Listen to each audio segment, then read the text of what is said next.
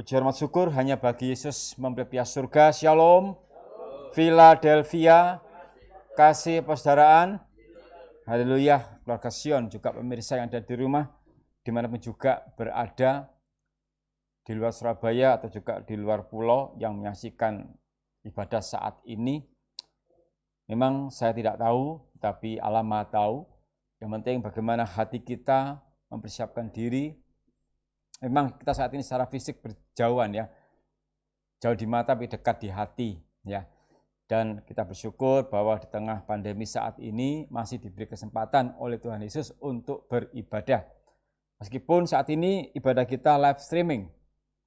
Terus kita bawa dalam doa supaya nanti segera berlalu wabah ini dan kita kembali bersekutu dalam suasana cinta kasih ya. Dalam kasih persaudaraan Philadelphia, bertemu kembali ya, saling berjabat tangan, mengucap syukur dalam satu gereja, dalam satu rumah Tuhan. Tetapi saat ini kalau kita berada di rumah masing-masing tidak mengurangi makna ibadah, tetap sama, yaitu tetap ibadah, hanya beda tempat saja. Nah karena itu mari kita persiapkan diri kita untuk kita akan menerima berkat firman. Persiapkan Alkitab pribadi juga, karena betapa indahnya saat kita ibadah menggunakan Alkitab pribadi, karena nanti lebih enak membacanya, ya kita nanti baca bersama-sama. Karena jika kita baca firman dengan kita mengucapkan secara langsung, maka akan lebih mudah kita akan memahami apa maksud Allah dalam hidup kita. Dan berkat firman selalu kita terima memang bertujuan untuk memulihkan kita, untuk menumbuhkan rasa percaya kepada Tuhan juga, sehingga kita nggak usah gelisah lagi, nggak usah bimbang. Dan juga firman pengajaran itu juga akan menunjukkan yang menjadi kekurangan kita, yang menjadi kelemahan kita. Kita terus ditegur, terus ya. Bahkan masalah keinginan daging sudah kita pelajari bersama-sama di dalam Galatia 5, 19-21. Kita sudah mengetahui itu semuanya bagaimana masalah kedagingan itu. Itulah yang ada dalam diri kita masing-masing. Dan tugas kita melakukan apa yang menjadi kehendak Tuhan. Karena berbahagialah mereka yang menuruti, melakukan firman Tuhan. Dan jika kita sudah tahu bagaimana kedagingan itu, bagaimana dampak buruknya, bagaimana efek negatifnya, ya mari kita berjuang untuk menanggalkan itu semuanya. Untuk kita mempersiapkan diri masuk ke Yerusalem yang baru. Ya memang kita masih ada di dunia. Namanya di dalam dunia pasti kita akan bertemu dengan hal-hal yang negatif ya. Bertemu dengan hal-hal yang dapat menjatuhkan iman kita. Nah, karena banyaknya kegelapan, banyaknya dosa di dunia, maka Yesus bersabda supaya kita tidak mengasihi dunia, tapi kasihilah Tuhan. Ini penting untuk diingatkan kita semuanya bahwa janganlah kamu mengasihi dunia. Karena dunia penuh dengan kegelapan yang pasti akan menjatuhkan dan menyesatkan kehidupan kita. Dan berbahagialah kalau kita selalu diingatkan oleh firman pengajaran, berbahagialah. Jangan menolak firman, terimalah dengan ucapan syukur. Itu berarti Allah mengasihi kita. Karena setiap anak yang kukasih kutegur dan kuhajar.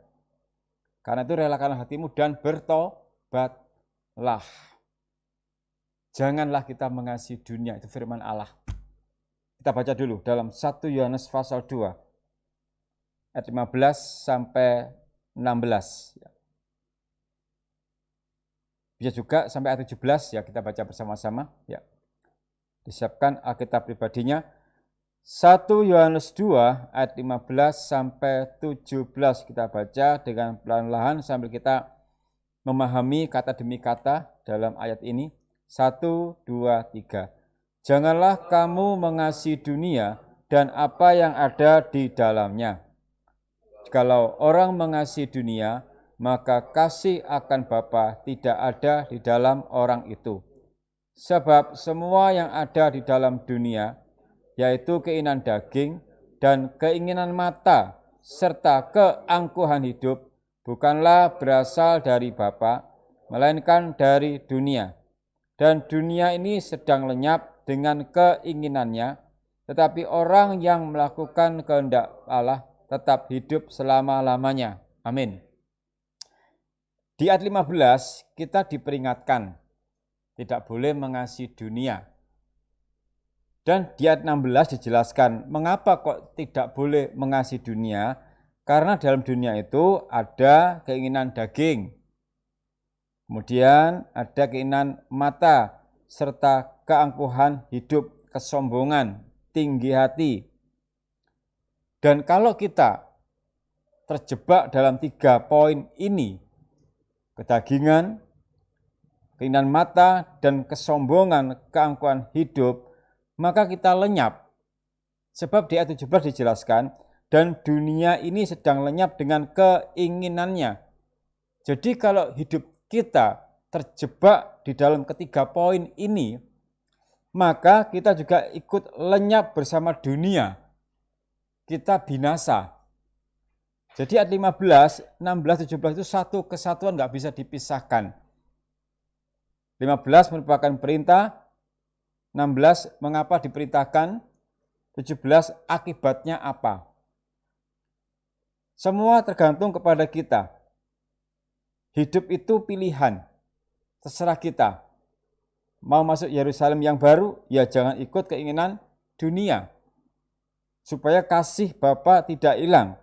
Tetapi orang yang melakukan kehendak Allah, tetapi setiap orang yang tidak mencintai dunia, tapi mencintai Allah, hidup selama-lamanya.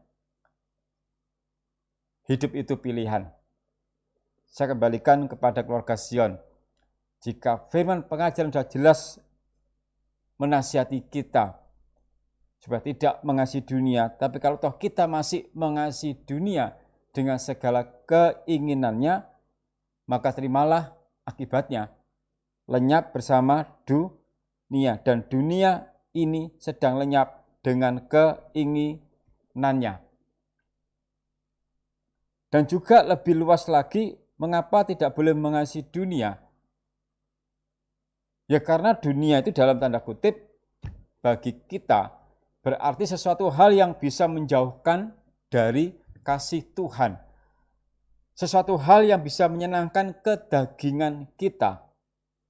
Sedikit saya mengulas firman Allah pada hari Minggu kemarin. Kita khusus membahas masalah jangan mengasihi dunia. Karena dunia itu adalah sesuatu hal yang bisa menyebabkan kita jauh dari Tuhan. Apapun itu. Sehingga kita perlu waspada saat ini. Akhir-akhir ini kita perlu waspada. Karena itu tumbuhkan iman kita dengan mendengar firman. Supaya hidup kita nggak terjebak kepada masalah dunia, dan dunia terus. Selalu memandang perkara yang di bawah, tidak pernah memandang ke atas. Kalau kita hanya memandang ke bawah saja, memandang dunia saja, itulah hidup menjadi khawatir, menjadi gelisah, tidak ada pengharapan. Dan itu mengakibatkan kita jauh dari Tuhan. Dan tepat katakan dalam Yohanes 15 ayat 5b, bahwa di luar aku kamu tidak bisa berbuat apa-apa. Mengapa? Karena kita terjebak kepada masalah dunia dan dunia terus. Ya memang kita ada dunia bekerja, mencari nafkah dan lain sebagainya, tapi jangan lupa kita perlu memandang perkara yang di atas di mana Kristus ada. Supaya kita tidak binasa. Dari Senin sampai Minggu duniawi terus tidak pernah memikirkan perkara yang rohani. Nanti kita bisa binasa bersama dunia yang akan lenyap. Betapa sia-sianya ibadah kita selama belasan tahun, tapi endingnya nanti kita tidak bisa masuk Yerusalem yang baru. Betapa sia-sianya ibadah kita. Tujuan kita beribadah supaya ada pemulihan dalam diri kita untuk diproses supaya kita sukses masuk Yerusalem yang baru. Tepat sekali ditegaskan, janganlah kamu mengasihi dunia dengan apa yang ada di dalamnya. Kalau kita terjebak kepada masalah dunia terus, memandang perkara yang di bawah terus, maka kasih kita kepada Tuhan sudah mulai tidak ada rasanya, dingin. Kalau dalam bahasa Surabaya itu cemplang. Kalau sayur tanpa garam itu cemplang. Tidak ada rasanya sama sekali, kasih menjadi dingin. Ya. Bahkan rohani kita pun bisa menjadi lambat laun, padam. Kasih mula-mula berkobar-kobar, makin lama makin hilang. Awal mula kenal Tuhan, awal mula melayani, kasih mula begitu menggelora, begitu bersemangat. Tapi seiring berjalannya waktu mulai pudar. Kasihnya mulai pudar, kasih mula-mula mulai pudar. Dalam melayani mulai nggak bersemangat lagi karena mulai pudar. Karena terpengaruh pikiran duniawi sehingga pola pikirnya mengatakan, aku sudah lama melayani tapi hidupku seperti ini saja. Mulailah itu gejala-gejala kasihnya mulai pudar. Kalau ada seorang pelayan mengatakan seperti itu, segera waspada. Aku sudah melayani begitu lama tapi keadaan kok begini saja. Itu tanda-tanda kasihmu mulai pudar. Karena pola pikir terjebak kepada masalah duniawi. Jangan pernah meragukan kuasa Tuhan dalam pemeliharaannya. Dia gembala yang baik. Kalau kita melakukan gembalakanlah kami ya Tuhan, itu kita pasrah, berserah kepada Tuhan. Gembalakanlah kami ya Tuhan. Mengapa tidak ditujukan kepada gembalakanlah kami ya murid? Kok enggak kepada Nabi? Kenapa kepada Tuhan Yesus? Karena dialah gembala yang baik, sanggup memelihara hidup kita. Karena itu mari, ya. Jangan hanya memandang perkara duniawi terus, nanti kita bimbang. Jangan sampai roh kita padam. Jangan sampai rohani kita padam. Ya. Tumbuhkan semangat berkobar-kobar. Tetap tunaikan tugas pelayananmu sebagai seorang pelayan Tuhan. Jangan patah semangat. Terus berjuang. Dan Tuhan tahu isi hati kita saat kita melayani. Dan jeripayamu dalam pekerjaan Tuhan tidak akan sia-sia. Memang kita tidak meminta Tuhan berkati aku, tidak. Tapi dengan ketulusan kita melayani, Tuhan melihat isi hati kita. Dan firman Allah mengatakan bahwa setiap orang yang berusaha dengan keras, yang bekerja keras, pasti ada upah. Memang kita melayani bukan tujuan upah itu, tapi Tuhan itu enggak tinggal diam. Tuhan tahu. Kita butuh apa Tuhan tahu. Lakukan tugas kita dengan sungguh-sungguh. Jangan sampai rohani kita padam. Jangan sampai roh kita melayani padam. Tetap bersemangat sesuai dengan bidang kita masing-masing. Maka di situ berkat Allah akan dinyatakan. Jangan bimbang, lakukan ya. Tetap setia untuk melayani pekerjaan Tuhan, apapun bidangnya. Saja makin bersemangat, meskipun live streaming tetap semangat. Ya, mulai belajar paham kamera, bagaimana beraksi di depan kamera. Awal mula saya nervous loh, apalagi awal mula handphone di depan situ ya. Sekarang sudah mulai bagus ya. Terima kasih tim multimedia sudah berjuang keras. Sini lighting, wah saya belum pernah, awalnya grogi ya. Coba sudah bertahun-tahun khotbah, live streaming pertama kali yang grogi juga loh. Serius. Ini kamera, lighting. Tambah grogi lagi saat khotbah enggak ada orang. Apa gak tambah grogi tuh? Biasa saya begini, wah sudah jemaat full, sekarang begini enggak ada orangnya. Saya juga enggak tahu yang di rumah melihat saya atau enggak, saya juga enggak tahu gitu kan. Itu pertama kali nervous loh saya itu. Waduh. Tapi lama-lama akhirnya sadar kamera dan sekarang seneng lihat kamera gitu kan. Iya, ya inilah so artis ya, so artis. Tapi saya nggak jadi artis nggak apa-apa. Saya artisnya Tuhan Yesus, haleluya. Puji Tuhan, tetap semangat melayani Tuhan, pelayan Tuhan, tetap semangat ya bersama saya. Yuk kita berjuang sesuai dengan bidang kita masing-masing. Ya, pasti diberkati Tuhan nanti. Haleluya. Pokoknya bicara berkat pasti aminnya keras sekali. Haleluya. Ya, kita teruskan ya, puji Tuhan. Oke. Kasihilah Tuhan, jangan mengasihi dunia. 1 Yohanes 5, 19. Ya.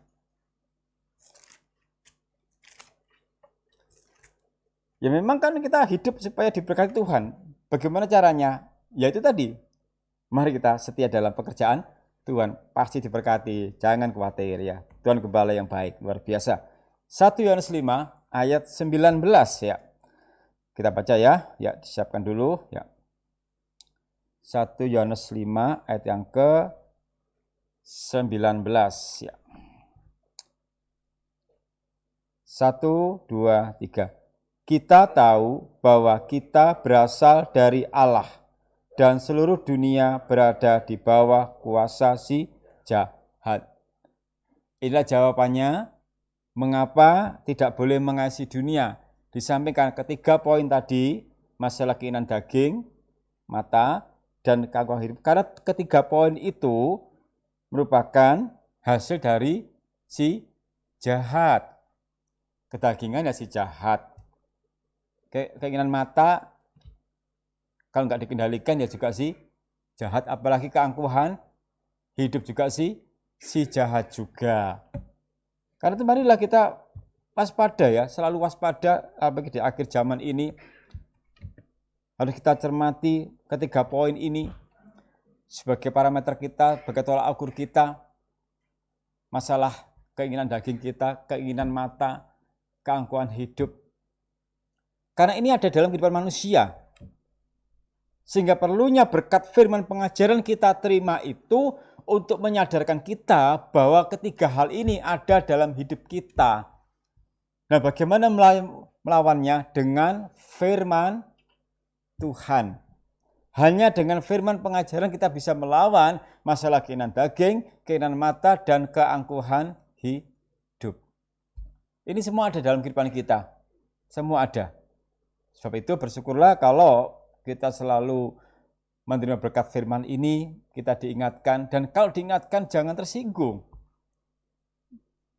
Kalau firman pengajaran mengingatkan kita jangan tersinggung, tapi terimalah dengan segala kerendahan hati. Ini bukti bahwa Tuhan Yesus memperhatikan kita, peduli. Anakku, supaya kamu bisa nanti hidup kekal, masuk Yerusalem yang baru, jangan mengasihi dunia. Karena dunia di bawah kuasa si jahat. Bahkan Yesus pun memberikan resep, cara, strategi agar kamu tidak terpengaruh kuasa si jahat, tidak terpengaruh tipu. Mesti lihat iblis, gunakanlah perlengkapan senjata rohani, ikat pinggang kebenaran, perisai iman, ketopong keselamatan. Diberikan cara-caranya. Jadi betapa kasih Allah kepada kita loh. Sampai kita diberitahu strateginya bagaimana melawan iblis. Jadi kalau kita saat ini yang sedang takut dengan iblis, dengan setan, cobalah baca itu ayat-ayat itu. Karena ada beberapa orang yang takut dengan iblis, dengan setan. Ya enggak tahu karena faktor apa, saya juga enggak tahu.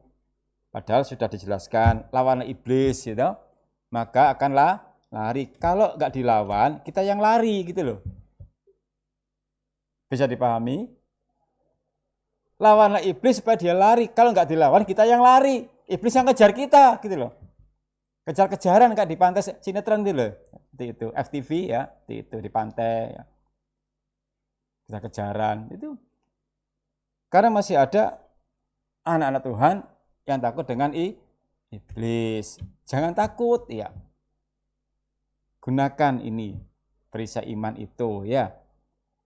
Gunakan. Kita punya firman, kita punya Yesus. Iblis paling takut dengan Yesus. Karena itu setialah berdoa. Orang yang setiap berdoa, imannya makin dikuatkan. Ada perlindungan. Iblis itu sungkan ganggu sama orang yang suka berdoa. Kita pun tidak gerak apa-apa, diam berdoa saja pun iblis mau ganggu, takut. Kalau ada yang masih mengganggu itu iblis jadi-jadian gitu. Mungkin dengan sengaja goda gitu kan. Ya. Kalau iblis yang asli itu sungkan lihat orang yang suka berdoa. Tapi yang nggak pernah berdoa diganggu terus, diganggu masalah, ya, hatinya sumpah gitu kan, muring, marah-marah terus ya itu, ya, suka berdoa, puji Tuhan, ya sudah, saya jawab aja langsung ya, haleluya. Oke ya, yuk kita teruskan ya. Masalah keinginan daging sudah, kita masuk ke bagian yang kedua, ya, penting untuk kita ketahui keinginan mata. Kita kembali ke 1 Yohanes 2 tadi, ya. Ayat yang ke-16 ya, kita fokuskan di sana untuk kita akan belajar apa yang dimaksud dengan keinginan mata. Kita ulang membaca ya. dalam 1 Yohanes 2 ayat yang ke-16 ya. 1, 2, 3. Sebab semua yang ada di dalam dunia, yaitu keinginan daging dan keinginan mata, serta keangkuhan hidup, bukanlah berasal dari Bapa, melainkan dari dunia. Keinginan mata. Dan mata ini merupakan anugerah yang luar biasa. Kalau saya merenungkan betapa berharganya mata ini ya. Kalau dalam struktur anatomi tubuh, letaknya mata ini agak ke dalam dan dikelilingi oleh tulang. Ya, kalau saya lihat ya, gambar tengkorak itu loh ya. Itu nggak mungkin kalau mata ini munculnya melebihi tulang tengkorak yang muter di sini. Jika dilihat dari samping itu agak ke dalam sedikit. Pernahkah kita berpikir mengapa kok ada tulang tengkorak di sekitar mata ini? Kok nggak diganti tulang ayam atau tulang apa gitu ya? Mengapa? Kok ada tulang tengkorak di sini? Kok nggak yang lain? Kok nggak daging yang besar saja, apa daging yang tebal gitu? Kenapa kok pakai tulang? Perlindungan. Sampai sejauh itu loh, Tuhan mengatur struktur tubuh itu. Nggak sembarangan loh. Yaitu kebetulan saja, bukan kebetulan. Kalau Allah saja menghargai mata ini, mengapa kita nggak menghargai mata? Nah, bukti kita menghargai mata, kalau lagi sakit langsung diberi obat. Kalau minus ya segera pakai kacamata. Ya. Kalau plus, seperti saya ini plus ya, pakai kacamata. Kalau enggak ya nggak bisa lihat. Ini kacamata saya lepas, sudah sini burung-burung gitu. Ya, nggak kelihatan ya. Jadi ada jemaat atau enggak, kalau saya lepas kacamata enggak tahu. Burung-burung gitu. Itu kan? Ini coba diperhatikan ya. Mengapa hidung di sini kok ada tulangnya? Kalau nggak ada tulang ya blesek gitu kan. Gitu kan? Itu saya cermati. Tuhan, betapa agung karyamu gitu loh. Betapa sempurnanya ciptaanmu. Sampai masalah mata pun saya bersyukurnya minta ampun sama Tuhan Yesus. Terima kasih Tuhan bahwa mata ini dikelilingi oleh tulang untuk perlindungan. Seandainya kita jalan bahasa Jawa jelungup ya misalkan ya, itu mata nggak kena langsung, tapi ditopang oleh tulang yang sekitar ini loh. Nah kalau nggak ada tulang kita jelungup, ambles itu mata kita. Tapi mengapa kita nggak pernah bersyukur gitu loh. Dan saya berpikir, kenapa kok tangan ini mesti tulangnya nggak jadi satu? Kok bisa seperti ini? Dan ini kenceng tulangnya ya apa ya gitu. Pernah berpikir enggak seperti itu? Saya merenungkan loh. Di sini bisa nekuk begini. Lah kalau ini jadi satu seperti ini. Lah aku ngene terus lah khotbah mlaku ngene terus gak iso. Pernah merenungkan enggak? Coba direnungkan. Supaya gini loh, kalau kita merenungkan ciptaan Tuhan, rasa syukur kita tuh mendalam banget gitu loh. Enggak sambat toh gitu loh. Orang yang suka mengeluh itu enggak pernah bersyukur. Aduh. Mengeluh dalam bahasa Jawanya, bahasa kerennya swambat gitu. Ya. Saya merenungkan, ya kenapa juga kalau kaki ini dengkulnya bisa ditekuk, lelek kenceng ya apa gak celono gitu loh. Saya merenungkan sampai sejauh itu. Karena sampai sekarang ini saya bersyukurnya tidak habis-habis. Tuhan terima kasih untuk segala semuanya yang Kau berikan kepada kami. Mata dilindungi luar biasa. Tapi juga kita juga perlu menjaga mata kita sendiri. Kalau Tuhan menempatkan mata agak cekung di tengah-tengah ini, tulang tengkorak ini, secara jasmani. Secara rohani pun juga kita perlu menjaga cara pandang kita. Kita perlu menjaga itu. Karena ya namanya manusia kan, kita bisa memandang segala hal, kalau nggak kita disiplin juga bisa mengacaukan kehidupan kita. Cara pandang kita, cara kita melihat. Di sini Allah menekankan jangan kamu mengasihi dunia, juga masalah keinginan mata ini. Dosa ingin. Memang setiap manusia punya keinginan, tapi jika terkendali itu berbahaya. Mari kepada hawa nafsu, keinginan. Ya. Mata perlu dijaga dari keinginan yang tidak perlu. Maksudnya jangan sampai menyanyiakan mata ini. Amsal 27 ayat 20. Amsal 27 ayat 20. Amsal 27 ayat 20. 1, 2, 3. Dunia orang mati dan kebinasaan tak akan puas. Demikianlah mata manusia tak akan puas. Jadi cara kita memandang pun nggak pernah puas. Melihat teman kita seperti itu, wah nanti bisa mengarah kepada dosa iri. Terus apa hubungannya mata dengan iri? Kita kan melihat kan pakai mata. Melihat teman kita sukses seperti itu, barusan kerja, kok langsung bisa punya rumah 2. Saya bertahun-tahun rumah masih, nah seperti itulah. Langsung muncul dosa iri. Jadi masalah mata pun jika tidak terkendalikan bisa kepada masalah iri hati nambah dosa. Kita perlu menjaga mata kita dengan baik. Kita juga perlu menjaga mata kita supaya tidak memandang dari hal-hal yang tidak perlu. Kita sudah diberikan hikmat oleh Allah.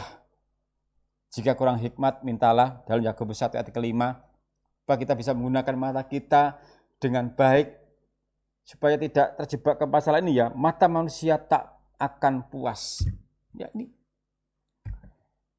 Boleh kita melihat orang lain sukses, kita pelajari, bukan yang suksesnya, tapi bagaimana bisa sukses. Nggak langsung iri. Nanti kalau iri pasti akan timbul pikiran, iya karena dia ada hubungan, dia karena ada koneksi, dia karena nepotisme. Mulai muncul hal-hal yang negatif. Kalau kita memandang orang lain sukses, jangan hanya dipandang suksesnya, tapi bagaimana perjuangan dari awal. Karena segalanya nggak instan, kan perlu perjuangan juga. Setiap orang kalau sudah sukses, pasti dia akan mengalami hal-hal yang buat dia sukses, nggak mungkin langsung. Bagaimana prosesnya. Dan itu bisa menjadi kisah yang sangat menguatkan iman, bahwa segala sesuatu nggak bisa langsung instan. Ada tahapan-tahapan yang perlu dilalui. Untuk mendaki puncak yang gunung itu harus mendaki dari bawah dulu. Itu filosofinya, artinya harus ada perjuangan untuk bisa sukses ke atas. Mudah naik helikopter itu beda lagi ya. Ya kalau tentara punya, kalau kita masa punya kan. Jadi kalau kita ambil filosofinya, artinya bahwa mengapa kok mendaki gunung itu sukses dari atas sampai ke atas, perlu perjuangan semuanya. Gunakan mata kita memandang hal-hal yang baik, jangan sampai tidak puas terus nanti kepada kehidupan yang tidak pernah bersyukur ya. Mazmur 119. Mazmur 119.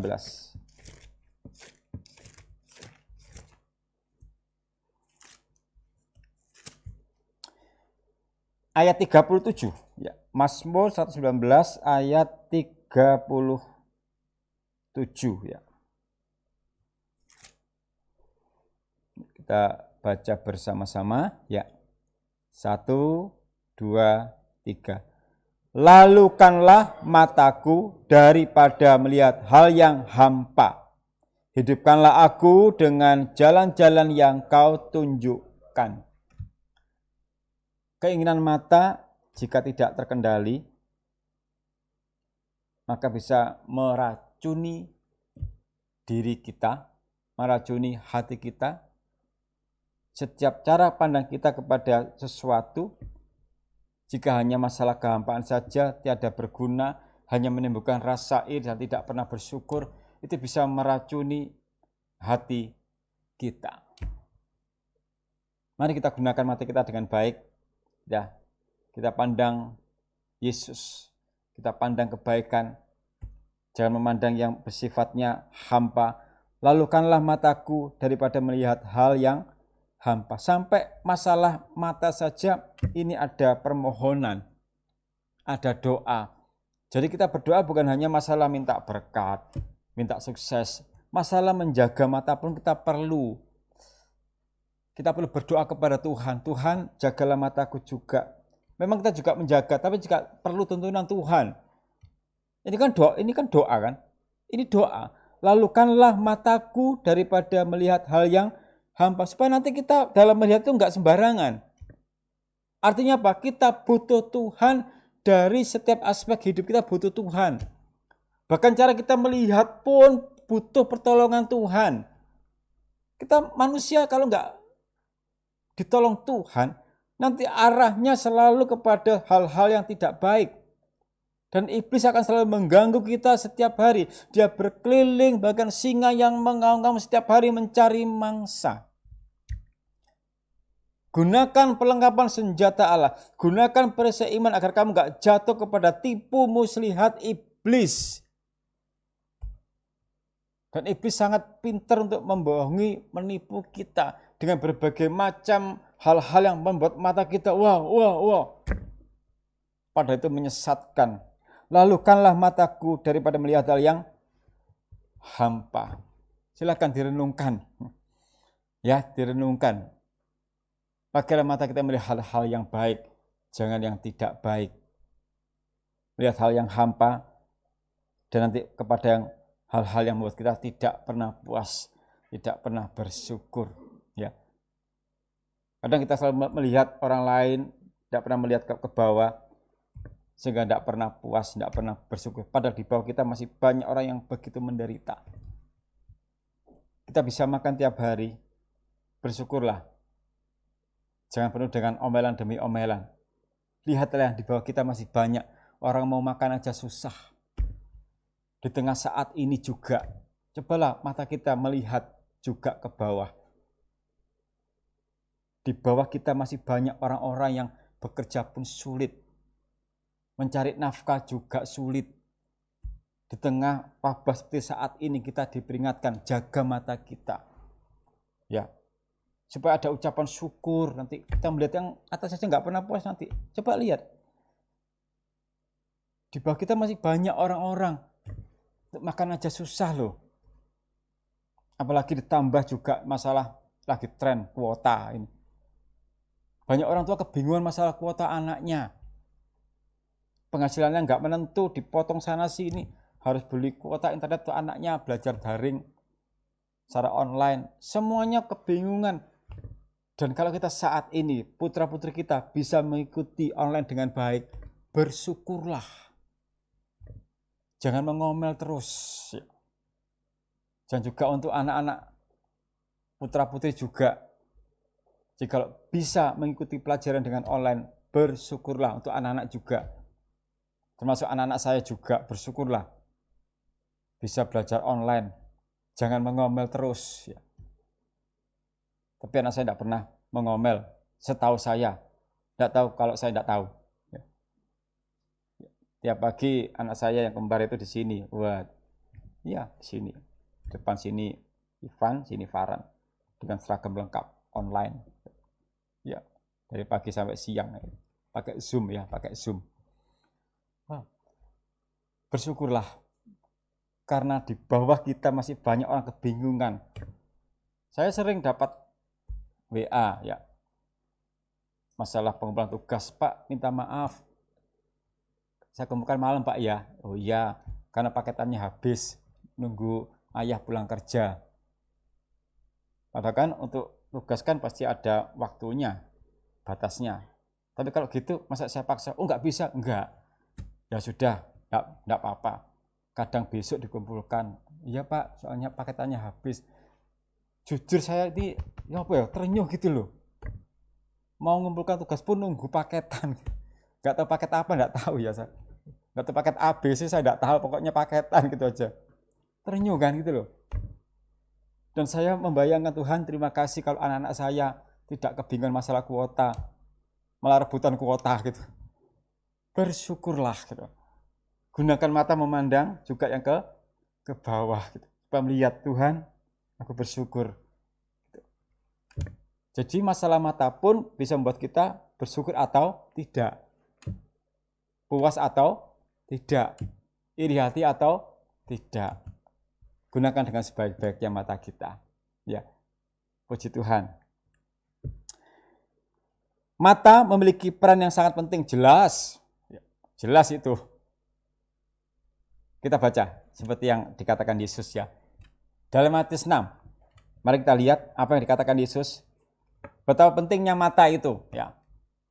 Matius 6 ayat 22 sampai 23. Kita akan memperdalam lagi masalah mata ini. Dalam Matius 6 ayat 22 sampai 23. 1, 2, 3. Mata adalah pelita tubuh. Jika matamu baik, tenanglah seluruh tubuhmu. Jika matamu jahat, gelaplah seluruh tubuhmu. Jadi, jika terang yang ada padamu gelap, betapa gelapnya kegelapan itu. Amin. Berarti mata kan sangat penting ya, bahkan terlalu penting. Karena apa?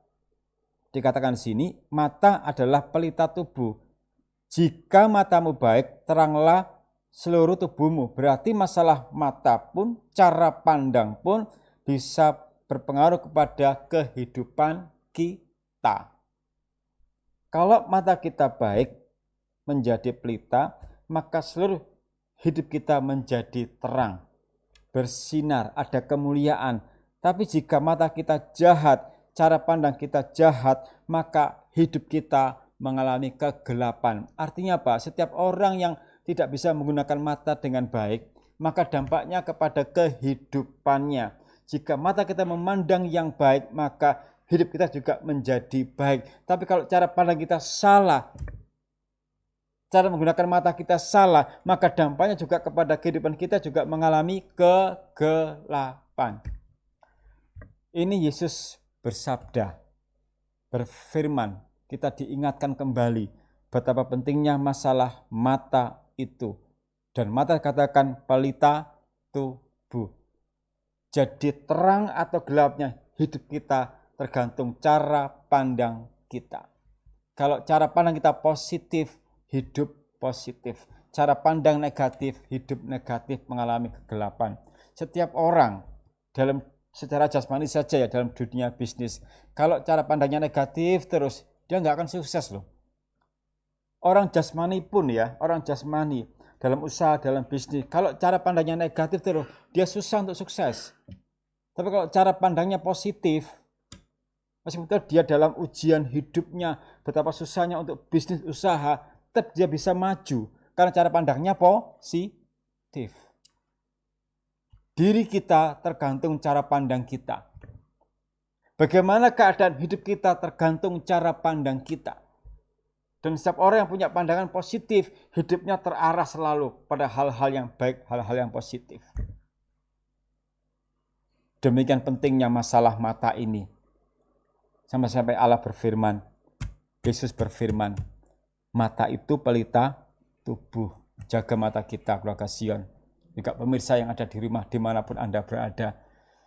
Milikilah cara pandang yang baik, cara pandang yang positif. Supaya nanti hidup kita juga mengalami hal-hal yang baik. Yang ketiga, bahwa hidup kita tergantung bagaimana cara pandang kita. Ada 2 poin di sini yang penting ya kita akan pelajari satu demi satu. Ya. Mata jasmani, ya. Jika digunakan dengan baik membawa dampak yang baik, hidup jadi terang. Matius 5 ayat 16.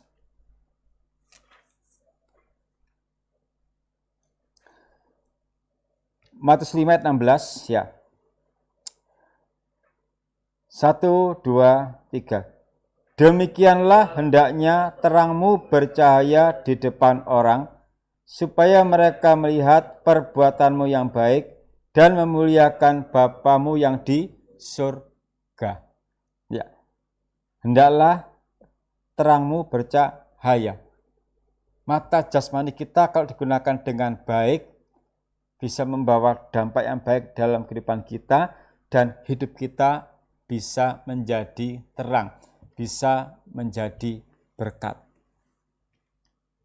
Keluarga Sion, mari terus kita belajar bagaimana supaya hidup kita menjadi berkat, menjadi terang.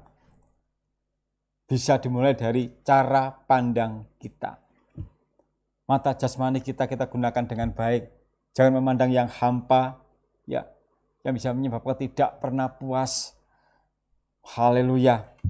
Bersyukurlah karena Firman pengajaran selalu mengingatkan kita bagaimana cara kita memandang ya. Demikianlah hendaknya terang bercahaya di depan orang.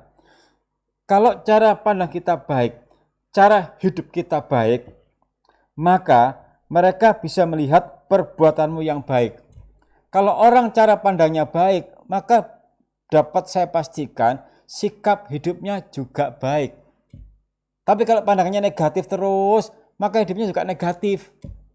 Nah, kalau hidup kita bisa menjadi baik, maka dapat memuliakan Bapamu yang di surga.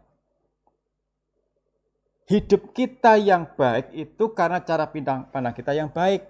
Dan kalau hidup kita baik, nanti orang melihat kita ada beda. Kita bisa tampil beda. Dan itu memuliakan Bapa di surga. Kita cek diri kita masing-masing. Masalah mata diperiksa, ya. Ini masih mata jasmani, nanti berikutnya masalah mata rohani. Ada dua hal penting. Karena kadang-kadang mata adalah pelita tubuh, itu mencakup dua hal. Jadi kalau dikatakan mata adalah pelita tubuh, mencakup dua hal. Jasmani dan juga rohani. Ini Allah sangat memperhatikan loh masalah mata ini. Nah, kalau Allah begitu peduli masalah mata kita, mengapa kita enggak? Kalau Yesus peduli akan keberadaan mata kita, sampai dilindungi secara jasmani dengan tulang tengkorak ini, mengapa kita enggak peduli? Kita jaga mata kita dengan baik-baik. Ya, jaga. Ya, secara jasmani bisa juga minum vitamin A atau apa gitu kan, bisa juga. Pokoknya dijagalah mata kita ini.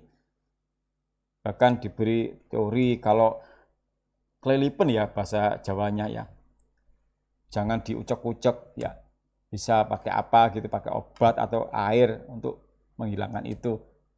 Tujuannya apa? Supaya terjaga. Yesus menjaga mata kita. Kita pun juga harus menjaga mata kita. Mata rohani. Jadi masalah jasmani tadi silakan kita atur ya. Kita lihat hal-hal yang baik, jangan yang hampa, jangan yang membuat yang tidak puas ya. Nah, sekarang dari segi mata rohani, kalau mata rohani kita terjaga dengan baik, kita bisa melihat karya agung Allah. Kita bisa melihat perbuatan ajaib Allah. Dan juga mata rohani yang baik, kita bisa melihat apa kehendak Allah dalam kehidupan kita. Jadi Allah menghendaki ada dua hal di sini, jasmani terjaga dengan baik, rohani terjaga dengan baik. Itu kerinduan Allah atas hidup kita. Mata kita harus kita jaga dari dua segi. Jasmani juga masalah rohani. Ini Allah menghendaki supaya nanti kita ini menjadi terang, menjadi berkat. Kita diangkat dari kegelapan kepada terang yang ajaib supaya menjadi kesaksian. Lewat cara pandang kita pun kita bisa menjadi suatu kesaksian. Lewat cara hidup kita, kebiasaan kita, kita bisa menjadi suatu kesaksian. Itulah tugas Allah dalam kehidupan kita. Jadi Allah milik kita nggak sia-sia. Ya. Allah memilih kita nggak sia-sia. Kita punya tugas, jadilah terang supaya dengan perbuatanmu yang baik memuliakan Bapa di surga. Mata rohani. Ya. Mengerti keajaiban firman Tuhan. Mazmur 119 ayat 18. Mazmur 119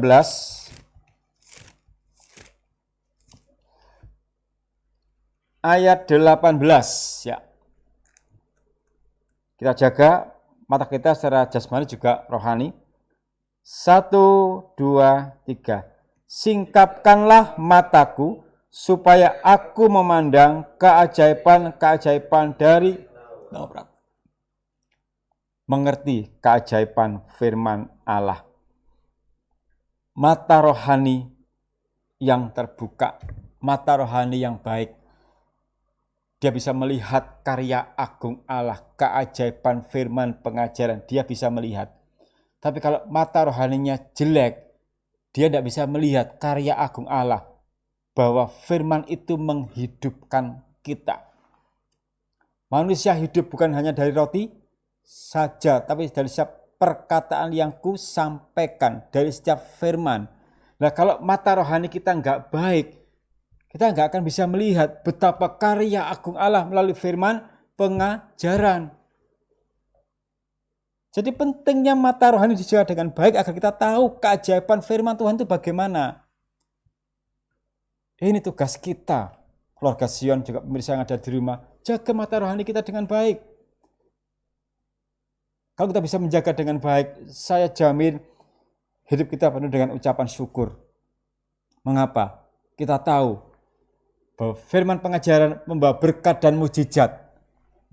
Jika kita mengaminkan dan mengimani firman pengajaran itu. Kalau kita mengerti karya agung Allah, kita mengerti firman pengajaran, kita mengerti bagaimana rencana Allah dalam kehidupan kita. Iya, itu karena kita menjaga mata rohani kita. Bahkan kita bisa melihat jauh ke depan bahwa setiap orang yang berserah kepada Tuhan, maka masa depannya penuh dengan pengharapan. Dia bisa mengerti rancangan Tuhan dalam hidupnya. Jadi nggak pernah berputus asa, nggak pernah patah semangat. Kalau tahu sekarang ini banyak ujian hidup yang harus dialami, dia tetap semangat bahwa di dalam Tuhan masa depanku penuh dengan pengharapan. Dia mengerti rencana Tuhan itu pasti baik. Karena rancanganku bukan rancangan kecelakaan, tapi damai sejahtera. Yeremia 29:11 itu. Sekarang kita baca dulu di Mazmur 92 ayat 6. Ya. Mazmur 92 ayat 6. Kita buka mata rohani kita ya. Celikkanlah mata rohaniku, terangilah mata rohaniku. Mazmur 92 ayat yang ke-6 ya. 1, 2, 3. Betapa besarnya pekerjaan-pekerjaanmu ya Tuhan, dan sangat dalamnya rancangan-rancanganmu. Sangat dalam rancangan Allah dalam hidup kita, karena itu kita perlu membuka mata rohani kita. Meminta kepada Tuhan, Tuhan terangilah mata rohaniku, celikkan mata rohaniku, agar aku mengerti rencanamu yang indah. Kalau kita diangkat dari kegelapan kepada terang yang ajaib, itu Allah nggak menyia-nyiakan kita, tapi menyediakan rancangan hidup yang indah dalam diri kita. Tergantung kita percaya atau enggak. Saya percaya itu, Yeremia 29 ayat ke-11, bahwa rancangan itu full, penuh, damai, sejahtera. Bukan rancangan kecelakaan, bukan. Di dalam Tuhan, hidup kita penuh dengan pengharapan. Makanya buka mata rohani kita. Minta kepada Tuhan, celikkan mata rohaniku Tuhan. Supaya kita nggak patah semangat. Memang kita harus mengalami banyak ujian hidup karena masih ada di dunia. Tapi di dalam Tuhan kita bisa mengetahui rancanganmu indah bagiku Tuhan. Buka mata rohani kita. Mata jasmani dibereskan, mata rohani dibereskan. Luar biasa. Perlu diatur ya, masalah keinginan mata ini. Kita diingatkan oleh Allah pada malam hari ini, supaya kita bisa menjaga mata kita, mengerti rancangan Tuhan dalam hidup kita. Mengajar untuk melakukan kehendaknya. Jadi mata rohani perlu. Ya. Supaya kita bisa mengetahui apa kehendak Tuhan. Mazmur 143 ayat yang ke-10. Mazmur 143 ayat 10.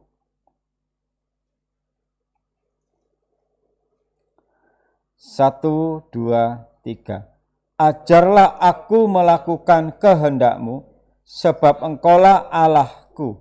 Kiranya rohmu yang baik itu menuntun aku di tanah yang rata. Meminta agar Tuhan mengajar untuk melakukan kehendaknya.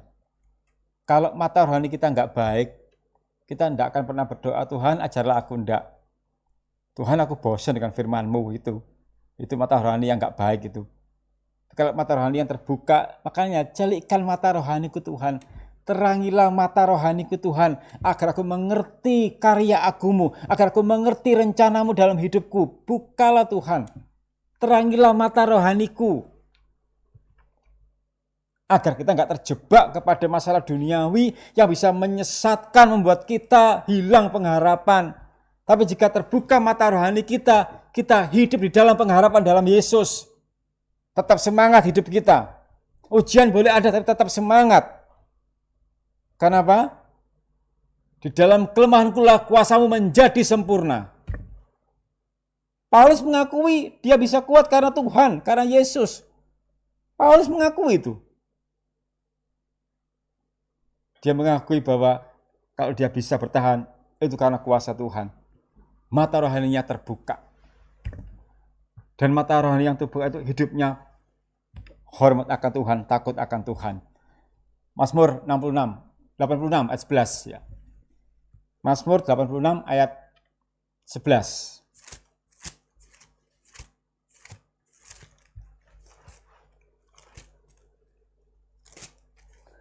Mazmur 86 ayat 11 ya. 1, 2, 3. Tunjukkanlah kepadaku jalanmu ya Tuhan, supaya aku hidup menurut kebenaranmu. Berikanlah hatiku untuk takut akan namamu. Amin. Tunjukkanlah kepadaku jalanmu. Namanya ditunjukkan kan butuh melihat. Kan nggak mungkin tunjukkan jalan Tuhan tapi kita tutup mata, kan nggak mungkin. Butuh membuka mata rohani ki. Tunjukkanlah kepadaku jalanmu ya Tuhan. Karena itu mintalah Tuhan, terangilah mata rohaniku, celikkan mata rohaniku. Agar aku bisa mengetahui jalanmu. Supaya aku hidup menurut kebenaranmu. Dan juga membuat hidup kita takut akan Tuhan, takut akan namamu.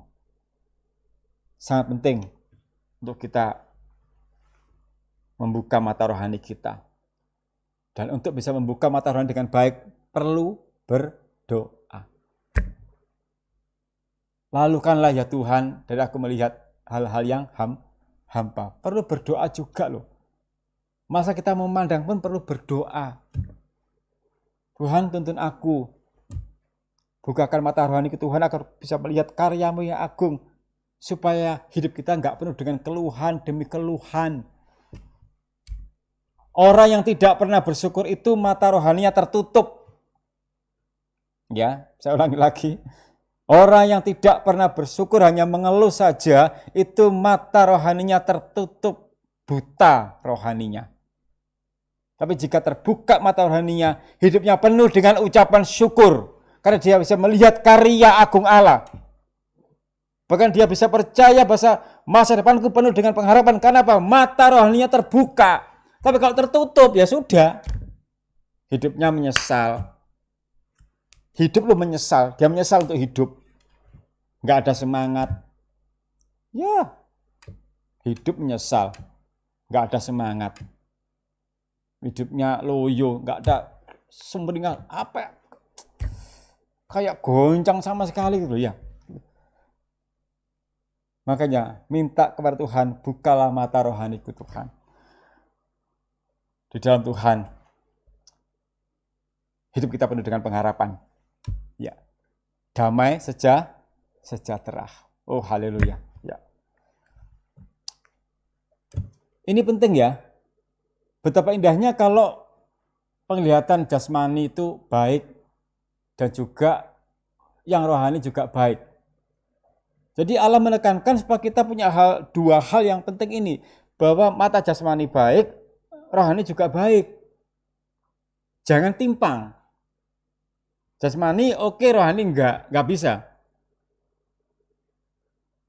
Rohani baik, jasmani enggak baik, enggak bisa. Harus dua-duanya. Jadi kalau sudah bisa dua-duanya, indahnya hidup kita. Jasmani tidak hanya melihat, ya kan katakan, lalukanlah aku dari melihat yang hampa. Mata kan tidak pernah puas. Tuh. Dan kalau mata rohani kita baik, kita bisa melihat perbuatan yang baik dari Allah. Karya ajaib Allah. Kalau mata rohani kita nggak beres, kita tidak pernah melihat bahwa Allah sudah baik. Yang kita lihat hanya derita demi derita. Dan yang kita renungkan hanya derita terus, lupa bahwa Tuhan sudah sangat baik dan terlalu baik dan setiap hari baik. Mata rohani yang tertutup tidak bisa melihat kebaikan Tuhan. Tapi kalau mata rohani yang terbuka, dia selalu mengingat akan kebaikan Tuhan. Jangan lupakan kebaikan Tuhan. Derita yang kita alami saat ini nggak sebanding dengan kebaikan Tuhan. Corona berapa bulan? Ya, mulai Maret ya. Maret, April, Mei, Juni, Juli, Agustus, 5 bulan. Katakanlah sampai, ya saya tidak menubuatkan ya. Katakanlah sampai September ya. Berarti 6 bulan. Nah, terus kebaikan Tuhan yang lalu-lalu nggak diingat. Mata rohani nggak melihat kebaikan Tuhan. Sekian tahun yang lalu itu loh. Karena manusia biasanya yang dilihat hanya masalah derita saja. Pokoknya derita yang kita alami nggak sebanding dengan kebaikan Tuhan. Nggak sebanding. Terlalu baik Tuhan itu. Terlalu baik. Tuhan adalah gembalaku, maka takkan kekurangan aku. Itu kan firman Allah mengatakan. Nah kalau kita tahu Tuhan gembala yang baik, kita mau minta pun sungkan, malu. Minta apa lagi ya Tuhan itu baik loh. Kita baca ulang ya di Mazmur ya, Mazmur 23. Bentar kita ke sana dulu ya. Untuk mendalami makna mata rohani harus terbuka ini loh. Ya. Mazmur 23 ayat yang ke-1 ya. Kita baca bersama ya. Dibuka dulu, disiapkan. Ya, 1, 2, 3. Mazmur Daud, Tuhan adalah gembalaku, takkan kekurangan aku. Kalau kita mengakui Tuhan adalah gembala, maka kita tidak akan kekurangan. Sampai kita minta pun sungkan, saya malu. Masa minta terus kayak nggak yakin Tuhan itu baik gitu loh. Tuhan adalah gembalaku, ku kan pribadi. Maka aku tak akan kekurangan. Kalau kita mengakui Tuhan gembala yang baik, percayalah kita tidak akan kekurangan. Itu luar biasa loh Tuhan itu. Bukalah mata rohani kita, keluarga Sion, buka. Supaya memandang kebaikan Tuhan. Gembalakanlah kami ya Tuhan. Jangan hanya sekadar pujian, tapi imani lagu itu. Gembalakanlah ya Tuhan. Kalau dia gembala yang baik, kita tidak akan pernah kekurangan. Karena itu buka mata rohani kita. Kalau tertutup ya sudah. Hidup nggak ada pengharapan, selalu kurang terus, nggak pernah bersyukur, mengeluh, plus sambat. Ya sama ya mengeluh ya sambat juga. Nggak pernah bersyukur. Bersyukurlah dalam segala perkara. Ingat kebaikan Tuhan. Buka mata rohani kita, keluarga Sion, buka. Kita bisa tahu karya Allah luar biasa dalam hidup kita. Ya. Kalau mata jasmani kita baik, mata rohani kita baik, maka pasti berdampak kepada pola hidup yang baik. Dan orang lain melihat kita ada Yesus. Dan hidup kita memuliakan Bapa di surga. Jasmani, rohani, Allah menghendaki supaya kita jaga dengan baik. Mata jasmani dan mata rohani. Ini tugas kita. Tugas saya juga. Ya mari kita laksanakan firman Allah ini. Inilah berkat firman pengajaran pada malam hari ini. Kita renungkan ya, dan kita bawa dalam doa supaya kita bisa menjadi pelaku firman, bukan hanya pendengar saja. Kita tutup Alkitab kita. Sekian firman Allah pada malam hari ini. Kita akan teruskan hari Sabtu pada poin yang ketiga, yaitu keangkuhan hidup. Secara berseri kita akan mengetahui lebih dalam lagi apa kehendak Tuhan. Dan pada malam hari ini kita meminta berdoa kepada Tuhan supaya Dia menerangi mata rohani kita. Terangilah mata rohaniku Tuhan, agar aku melihat kasih karunia-Mu. Kalau mata rohani kita tertutup, kita nggak bisa melihat kasih karunia Allah. Kita nggak bisa melihat perbuatan baik Allah. Kita nggak bisa melihat karya agung Allah kalau mata rohani tertutup. Sebab itu pada malam hari kita satukan hati kita. kita berdoa meminta dengan sungguh-sungguh melalui pujian ini. Tuhan, terangilah mata rohaniku, agar ku melihat kasih karunia-Mu. Haleluya. Haleluya. Haleluya. Sama kita berdiri.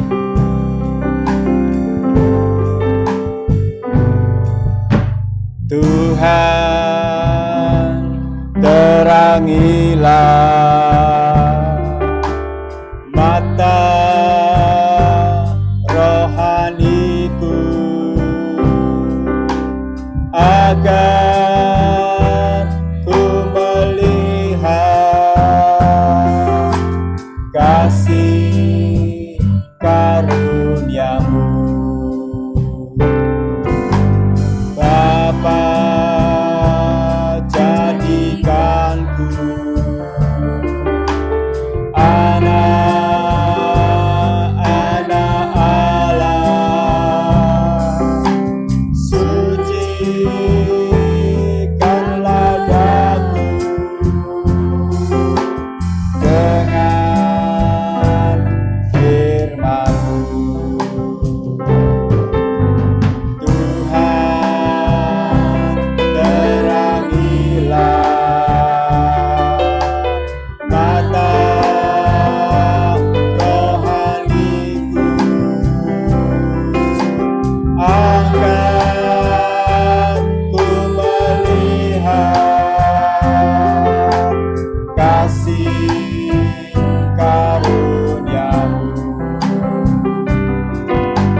Bapa, jadikanlah anak-anak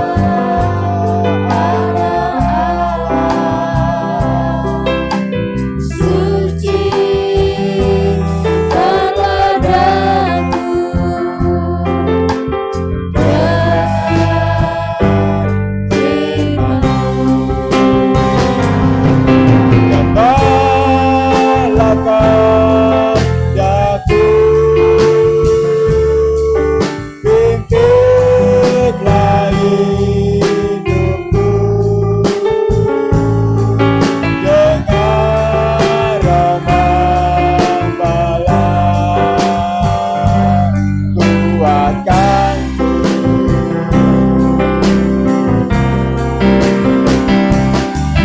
dalam deritaku,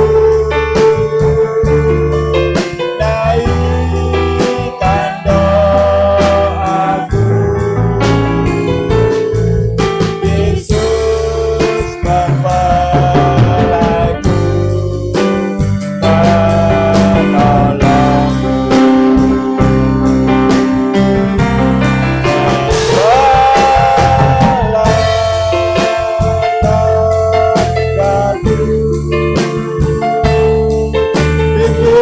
Bimbinglah hidupku dengan rahmat balas, kuatkanku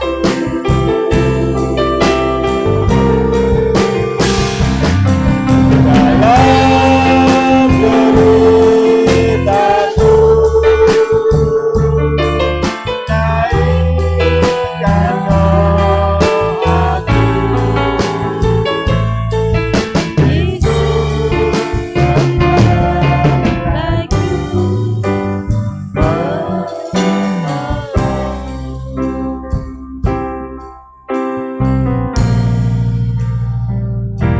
Yesus gembalakan daku, pimpinlah hidupku dengan rahmat balas, kuatkanku. Dan undang Markus ke depan mengucapkan syukur. Haleluya. Haleluya.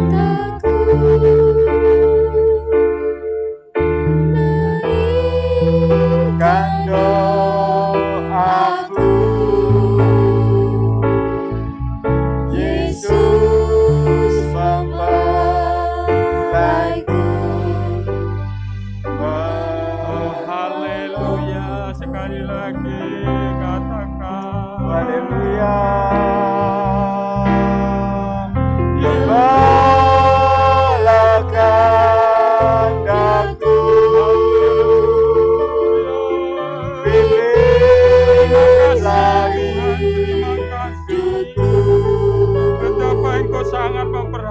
kami ya Bapa.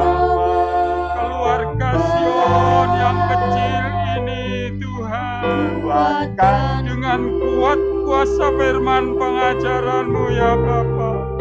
Kami bersyukur dan bersyukur Tuhan atas kebaikan-Mu yang luar biasa Tuhan.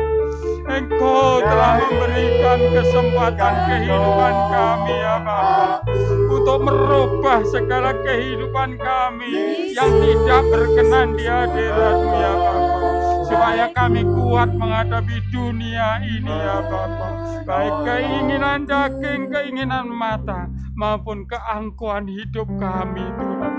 Engkau menegur hidup kami Tuhan, kami bersyukur Tuhan, supaya kehidupan kami semakin layak di hadirat-Mu ya Bapa, baik kami yang ada di tempat ini maupun di rumah-rumah yang Engkau datangi dengan firman-Mu ya Bapa. Kami yakin dan percaya kuasa-Mu akan berlaku atas kami semua ya Bapa, merubah kehidupan kami Tuhan, merubah kehidupan kami, supaya sungguh kehidupan kami ini Tuhan sesuai dengan kehendak dan rencana-Mu Bapa. Terima kasih Yesus, terima kasih, terima kasih. Engkau tidak akan pernah meninggalkan kehidupan kami ya Bapa. Kami yakin itu karena Engkau baik kepada kehidupan kami Bapa. Tuhan, terima kasih buat firman-Mu sore hari ini ya Bapa. Biarlah mata rohani kami semakin tercelik Tuhan, haleluya, semakin melihat ke depan Tuhan atas rencana-rencana besar-Mu untuk kehidupan kami domba-domba-Mu Tuhan, karena Engkau telah memelihara kami seperti domba-domba kesayangan-Mu ya Bapa. Terima kasih Bapa, terima kasih. Nama-Mu kami permuliakan senantiasa Bapa. Bagi hamba-Mu telah membeberkan kuat kuasa firman-Mu Tuhan, Engkau pakai selanjutnya dengan kuat kuasa Roh Kudus-Mu Bapa. Bukakan rahasia firman-Mu semakin hari, semakin kami perlukan Tuhan tuntunan firman-Mu ya Bapa. Oleh sebab itu Engkau bukan rahasia firman-Mu bagi hamba-Mu ya Bapa, untuk kami terima Tuhan sebagai jalan kehidupan kami menuju kesempurnaan iman kami Bapa. Terima kasih Yesus, terima kasih. Terima kasih, Engkau berkati kami semua yang datang. Engkau berkati Tuhan sidang jemaat-Mu yang di rumah-rumah. Engkau berkati semuanya Tuhan. Engkau jangan lewatkan kehidupan mereka yang memerlukan pertolongan. Engkau akan tolong Tuhan. Kuat kuasa firman-Mu Tuhan menolong kehidupan mereka semua ya Bapa.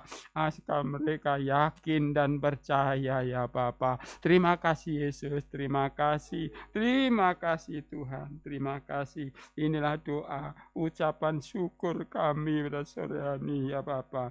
Biarlah Engkau berkenan menerima apa yang menjadi Tuhan hal kehendak-Mu di dalam kehidupan kami ini ya Bapa. Luar biasa Engkau Tuhan. Semuanya ini hanya kami mohonkan dalam satu nama, Tuhan Yesus Kristus mempelai pria surga, Allah sesembahan kami. Haleluya. Amin. Selamat malam, Tuhan berkati kita semuanya.